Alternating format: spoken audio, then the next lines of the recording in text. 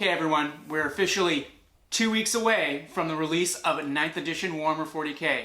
So, let's talk about some units going in. Right after this, quick intro. Hey everyone, we are 2 weeks away from the release of Warhammer 40k 9th edition. Can you believe it? We've all been stuck in our houses for the last couple months, and now we're actually going to have an edition we're going to be able to play with ourselves. So fantastic news. Anyway, so what this video is specifically about is what I think are the most critical units going into the edition for each army.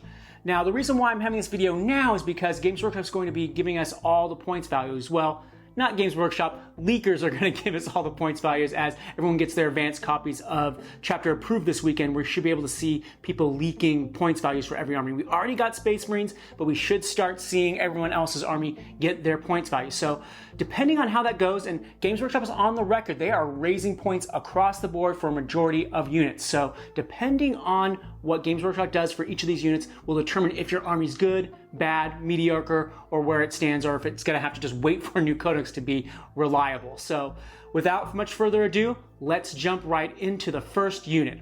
Okay, the first one is going to be Adeptus Sororitas Immolator, which is the Sisters battle tank that they use to transport. Basically, it's the equivalent of a Razorback. Now, this is such a critical unit because it has kind of the basic Razorback armaments of a heavy bolter. You can also take, differently from a Razorback, you can take melta guns and also a heavy twin link heavy flamer. Technically, they give it a special sister's name, but that's basically what it is. But this is great because the new tank rules make this thing really nasty. It means you can tie it in combat, but it's still going to flame you or heavy bolter you. It doesn't have weapons that are blast, so it's really effective in, you know, taking objectives, holding objectives, and then hiding in tons of MSU sisters, which hopefully will be pretty inexpensive as well. So if the Immolator points cost can be even slightly less expensive than the Razorback, this is going to be a huge bonus to Sisters of Battle and to be able to run up the board, take objectives, and jump out sisters wherever they need to be, either elite kind of sisters or, you know, your basic battle line sisters. So super important, and I think it's going to be the critical unit for Sisters of Battle. All right, next up, we're going to go with Blood Angels, and we're going to go with the Sanguinary Guard, which, thanks to Psychic Awakening, got some minor buffs that made them a little more deadly in combat, just generally made them just better in general, and they already had great stratagems from the basic Blood Angels Codex. So this unit has been getting a lot of play lately because of the points reductions in Chapter Approved, the 2019, so it is going to be critical that Blood Angels get these points values down for this unit, because while everyone talks about Death Company, the durability of these units is amazing. They can hide in cover, get, you know, basically a +1 save, and they're just nasty damage dealers. Their weapon is great. Everything about them is just a great unit. They look great on the battlefield. So Blood Angels, while they do get the majority of Space Marine stuff, this unit is really particular to them, and I think it's just going to be critical to, you know, taking out other opponents' objective holders. So if you're going to send some assault as intercessors in, the Sanguinary Guard are going to be able to clear those units out with ease, being able to do multiple damage wounds, and just doing their job, and they also can take a punch. So fantastic unit. I hope that Blood Angels keep those points cost down for them. Next is Dark Angels, and we're going to change it up a bit. This is not going to be so much about points, it's going to be so much about keywords, and that is for the Outrider. Now, it has been alluded to, but we don't have a complete confirmation, but if Outriders get Raven Wing, then man, oh man, it's going to be awesome. Now, the Outriders are the new Primaris bike unit, and like I said, if they get Raven Wing, they're going to get all those stratagem access, and especially the new stratagems they got from Psychic Awakening, which is going to make them deadly. That means that they can basically double move with, you know, they can't charge, but they can double move, get on any objective. They can get an invulnerable save thanks to the stratagem that basically allows them to jink and get the cover save. They'll be able to just shoot a ton of shots. They're fantastic in close combat. They have so many attacks. I think the Sergeant has 6 or 7 attacks by himself. Otherwise, the basic unit has 5. So with Raven Wing units being not that powerful, and then of course they're going to be stupid, GW is going to give them points increases, it's really incumbent on the Outrider to keep its points values, but most importantly, get that Raven Wing keyword to make it a really fundamental unit to that army. Grey Knights. And Grey Knights have been having a nice renaissance that got cut short thanks to quarantine and, you know, global events, but let's keep on going. The Paladin. Now, so far, if we're judging from the leaks of the Space Marine points costs, Terminators did not go up in points. I think maybe some of their war gear might have gone in points, but in general, they stayed as cheap as they were from 2019 chapter approved. Now, will this go on to Paladins? Who knows? We don't know. So if Paladins can stay cheap like they are in 2019 chapter approved for 2020, then Grey Knights are going to be golden. Still, Grey Knights are going to be in good shape regardless, but if they really just want to keep that top tier position, Paladins staying cheap is where it's going to have to be at. Next, I want to have a quick mention about Space Marines. I'm not going to go into detail what I think is the most critical unit for them. They have so many units and they already have their points leaked out, and it looks like, across the board, they got mostly point increases. Some things stayed the same, some things nothing got cheaper, but at the same time, oh, actually, no, that's right, not right. Inceptors got cheaper, but besides that, that army is just awesome. GW has finally realized that you have to always make Space Marines awesome to keep sales up, and so they're going to continue to do that. There's no reason to point to going and saying one unit is better than the other. A lot of their units are fantastic, so there we go. What about Space Wolves? Well, Space Wolves are sadly an amazing army now, but we never got to figure out how amazing they are because we got all put in quarantine and Psychic Awakening screwed up everything and made them awesome, but we never got to play them. So the unit I'm going to single out for them is a unit that's been amazing since the beginning of 8th edition, actually since 7th and 6th edition. That is Wulfen. Wulfen are fantastic, and they got even better with Psychic Awakening because they got a whole bunch of the Space Marine stratagems, which allow them, not to be harder to kill, that sort of thing. And then also they're one of the few units that dies and still kills you. So if their points cost can stay low, this is going to be a fun one unit because they're going to be the primary clearing off other opponents' objective secure units. And they have multiple wounds, they have feel no pain. You give them storm shields, they'll have invulnerable saves. You give them thunder animals, they'll be able to kill tanks. And even if you kill them, they'll still be able to kill off your tanks. So they are just fantastic, and hopefully Games Workshop will keep those points down. Otherwise, there might be some problems for Space Wolves when you compare them to other Space Marine factions. They're still going to be fantastic, but Wulfen really kind of make them shine, just how kind of Thunderwolf make them shine. But Thunderwolf are going to be stupid expensive, and let's not even talk about that. Anyway, next. Okay, let's go with Eldar. And my most hated unit in the game, and that is the Wave Serpent, thanks to its -1 to damage. Now, if the points cost for this is dramatically increased, then Eldar might have some problems because you're going to need something to get on objectives really quickly and be in a defensible position. So what you want Wave Serpents to do is to come on the board, take an objective, don't even disembark whatever you have in there. You don't need to, because on the first turn you're going to hold and see what your opponent does to bring units in, see if you have to move on a different objective. They're so fast, and they can just move across the board, move on any objective, especially in 9th, which all the objectives will be in the center of the board. And they also can take a suite of weapons which are nasty, like missile launchers, star cannons, shrieking cannons, whatever the tool that you need to win the game, Wave Serpents are there. So if they're taken away, if their points are just really dramatically increased, then it's going to kind of return Eldar to kind of a more sit back and shoot army for the first couple turns before they move their speedy units onto objectives, because they're going to be afraid to die. Well, Wave Serpent is not as afraid to die because of that -1 to damage awesomeness it has, which I hope will be taken away when their codex gets re-released. So there you go, Wave Serpents, number 1. Is the Taurox, and that is for Imperial Guard or Adeptus Militarum, whatever you want to go with, if you're old school or not old school. Now, Taurox originally was the transport Adeptus Tempetus and God, I can say it right. I'm not going to even try. I'm not going to even try to say that again because I'm probably going to screw it up, especially now that I'm on camera and I'm recording this video. But anyway, the reason why this unit is going to be so critical is because it actually is a little better than the Chimera because it has a small footprint. So it's going to be easier to hide behind buildings, behind terrain, and it also can deliver, pretty much every unit. So it doesn't matter. It can be 10-man guardsman unit, it can be a 5-man veterans unit with meltas or plasma or whatever you want. And the cool thing is it has really great armor, which I think is a little bit better than the Chimera because you can put on autocannons. The reason why this is important because you're going to be killing up a ton of intercessors, and autocannons do 2 damage, and you can take 2 of them. So just even have those 4 shots of 2 damage weapons that are strength 7 -1 is going to be really key to clearing off intercessors and anything that's 2 wounds that are sitting on objectives that you need to pull off. And like I said, Taurox is small, can go on an objective, then spill out guard on the next turn or on the same turn, whatever you want to do. And I think it's going to be a critical unit for Imperial Guard. There you have a ton of other great units. I'm sure you can go with the Lemon Rust Punisher you thought I was going to say, but the Taurox I think is very critical since it's a dedicated transport, and we're going to see a ton of dedicated transports, and they just do the job really right. Next up is Demons, and unfortunately Demons I feel are going to be hit pretty hard to start this edition. they just have a lot of problems. They're a horde army that's kind of, even though they have invulnerable saves, can actually be really killed really easy with massive fire. So what they need is something that can kill opposing tanks and other shooting platforms. And that is going to have to be the Soul Grinder, unfortunately, which is basically, hopefully we'll see a renaissance because everyone's talking about the Defiler. Well, the Soul Grinder is the demon version of a Defiler.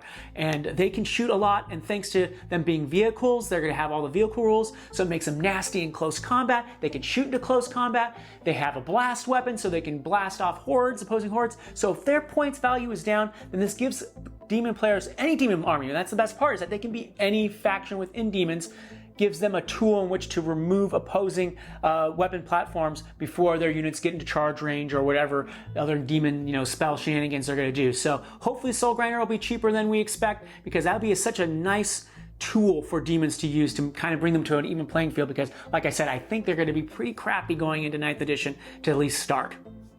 All right, next up is going to be a twofer, and that is going to be Chaos Knights and Imperial Knights. I'm not going to pick out a unit because Imperial Knights and Chaos Knights are in a world of hurt, because if the killing tank meta is going to happen, they're going to be first on the block to be killed. So Games Workshop just has to keep those points low for all of them. It's just a general across the board. Let those Knights points be low, because if they're not, we're just not going to see any on the board, because they're just going to be blown off the board. And with all the objectives, they can't take all the objectives. So they're really both of them are kind of the only armies where you're going to have to soup something in, probably still. Take the hit on your command points and just hope you survive and be able to kill enough, because they are in a lot of trouble if their points values are not kept at least the same level. But if they're increased, Knights of both kinds in a bad place real quick.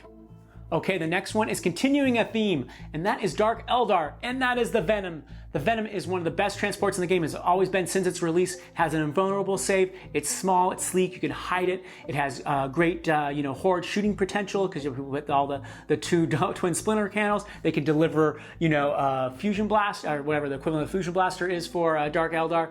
So they're a great transport, small, fast, always been cheap. So if Games Workshop decides to make them expensive, like equivalent to a Razorback or something, then this is really going to hurt Dark Eldar. They need this transport. While they still have Raiders, their body chassis is a little bigger, so harder to hide. They don't have as much dock as them, and they also are not as defensible actually as the Venom is, with that vulnerable flicker field save the Venom has. So hopefully it'll be key for Dark Eldar to keep this thing cheap, the Venom cheap.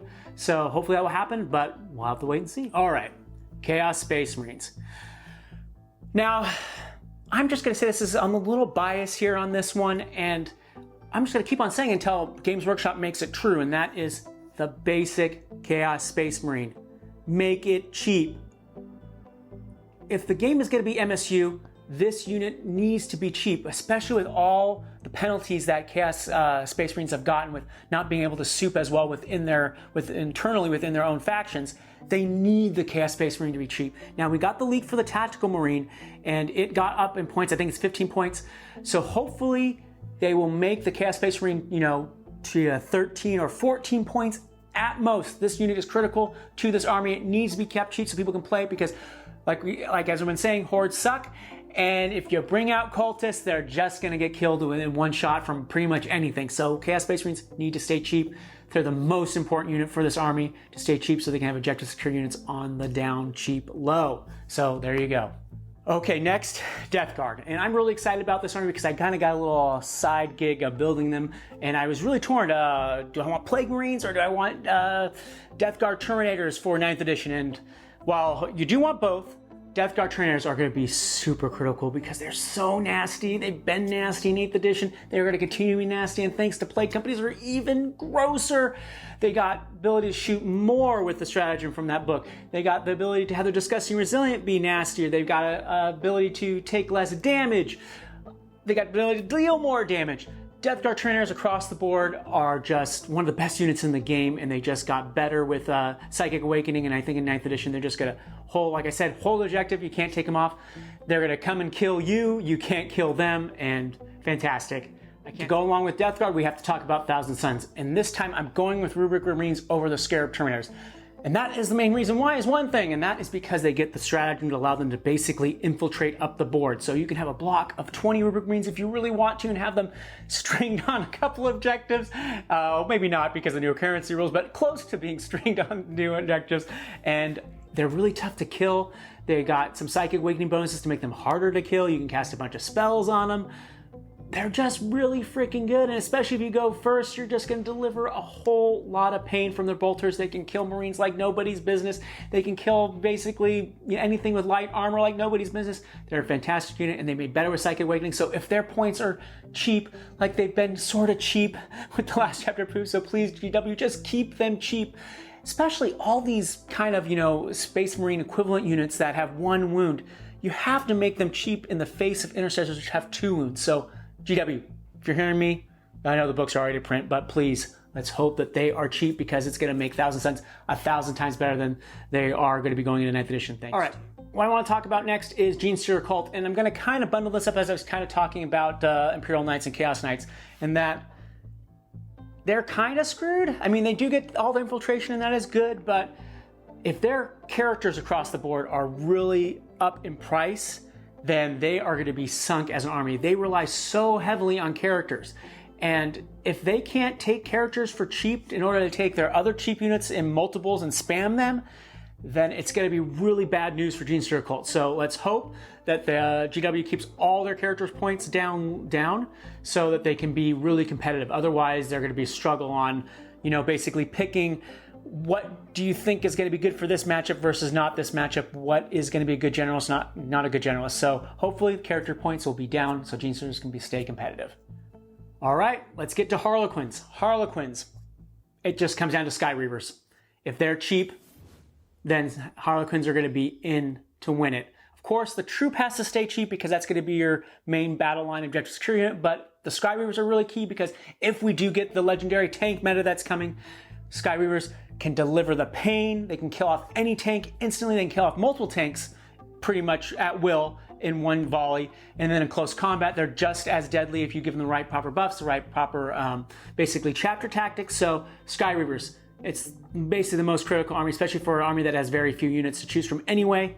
Keep those cheap GW, and the Harlequins will be top tier or close to top tier, honestly. So they are a really key unit for this army. Now for the next one, I wasn't too sure if I wanted to talk about it because we don't have all the release of all the new units for them, even though we've seen pictures from them, and that is the Necrons. But in the end, I decided that doesn't matter what happens, the Ghost Arc is where it is. And as you can see, I've been kind of having a theme here. Dedicated transports that can deal hurt or take the hurt. And Ghost Arcs can kind of do both in the sense that they can kill off hordes, they can kill off small units with their Gauss flares, at the same time with quantum shielding and their armament in general, their amount of wounds they have, they are really hard to kill. So as long as GW in the new Necron codex keeps their points cost down, of course that's the number one thing, but keeps quantum shielding at least relatively the same way, then Ghost Arcs are going to flat out be awesome because also they're kind of fast for Necrons especially. So send on an objective, poop out some warriors, and hopefully, GW, if you're listening, also make Immortals come out of it, make other units come out of them. It's not going to kill you to just have only warriors come out. Let's make other units come out. And if that's the case, Ghost Arcs are going to be bee's knees. God, bee's knees, who ever says that still? Anyway, on to the next one. Okay, Orcs. I really struggle with this one as well because I haven't played Orcs in a long time, and this new meta is really going to shake them up. I still think their horde is kind of viable. We'll have to wait and see. So I kind of just fell back on just Ludas, and Ludas being an awesome unit that can kill tanks, and I just felt that maybe tanks is what you're going to need to be able to kill with Orcs, and the Luda's going to do it great. And they got some bonuses because of Psychic Awakening. They can basically choose one Luda unit and have it basically re-roll the dice for a number of shots, and they can basically kill off any generic dedicated transport unit with ease. So I'm going to go on a limb because I'm not 100% confident about this choice, but I'm going to say Ludas are the most important unit for Orcs going forward. Keep those points down, GW, to make them viable. Oh my God, we're getting to the end of this. Oh my God, I'm almost done. Okay, next one, Tau. And I'm gonna go with my second most hated unit in the game, and that is the Riptide. Now the Riptide got nerfed because of the new changes to fly rules, but in general, they're still nasty. They're still considered monsters, so they can move and shoot without penalty. That boosted them. if Games Workshop makes them really expensive to take, I'm curious on where Tau are going to go. I mean, I guess they can take broadsides, but they're going to be kind of screwed with the necessary DACA, especially with commanders and crisis suits kind of getting a couple of hits. It's going to be really a struggle for having this big kind of block unit that can kill off anything with ease. If you take that out, it's not going to come from the Stormtroopers, because that's going to be too damn expensive for sure. So I'm really curious on what GW is going to do with the points cost for Riptides. They've been artificially low for a long time, so I'm suspecting that they won't be that much more expensive, but if they do get really more expensive, Tau are going to be in a lot of trouble, which makes me cry. Well, not really. I kind of really hate Tau. Last, and hopefully, well, probably least, is the poor Tyranids. Now, the unit I chose here is a fantastic unit. It was good in the last edition. It hopefully will be good in this edition. And that is so important if the points are cheap. GW, make the Exo Cream cheap. If Tyranids can put 3 on the board reliably and still have enough points to put all the other good stuff, Tyranids will have a chance. This is the most powerful monster they have. The amount of DACA, the ability to stack some traits on them, ability to give them invulnerable saves now. You have to make this unit cheap, otherwise Nids are going to be in such dire straits. They're the best unit at killing transports, the best unit at killing intercessors, especially intercessors. They are just the best unit in the game for Tyranids at the moment. So if they are expensive, sayonara Nids, you are going to be pretty sad until you get a codex. So hopefully that's not the case, and you keep them cheap enough so you can take 3 and make Nid players very, very, very happy. Okay, we're at the end. Thank you for making it this far. This video is probably 20 minutes or something, I don't know, but we'll compile it and I'll find out about that afterwards. But anyway, thanks. Please, if you like this video, please hit like and subscribe. If you think I'm totally off with these units, comment. Tell me what units you think are amazing, what you think are going to be critical to 9th edition going in, and what points cost they need to be. So let me know, let me know. Anyway, thanks for watching, and see you guys next week. It will be 1 week closer to 9th edition, and hopefully you guys will get a box. It seems like no one's going to get a box, or at least people that wanted 20 boxes are not going to get a box. You're going to have to settle for 1 from GW. So there you go, guys. See you later.